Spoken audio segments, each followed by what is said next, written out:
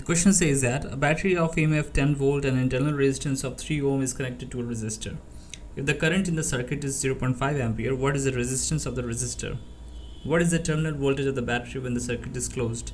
Now given here the question is, this is the circuit where there is a 10 volt battery and the internal resistance of the battery is 3 ohm, and in series there is a resistor of unknown resistance connected.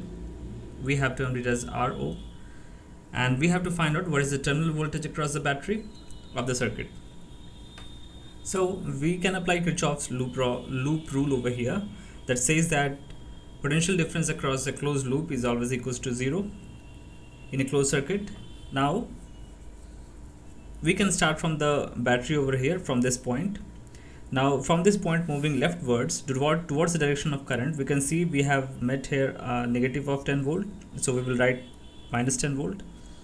And since current flows from higher potential to lower potential, so this potential, the potential at left point is always going to be higher than the right point if it is going from left to right.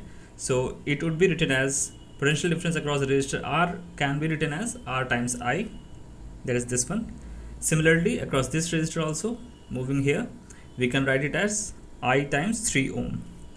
Now we have been given that I is 0.5 ampere, so we can substitute the value of I in this equation. Now we will get the formula. Now we will get the value of R as 17 ohm.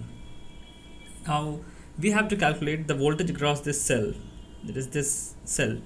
Now potential difference across this cell is will be composed of the cell that is 10 volt plus its internal resistance. So we can move from here, from the left point of the cell.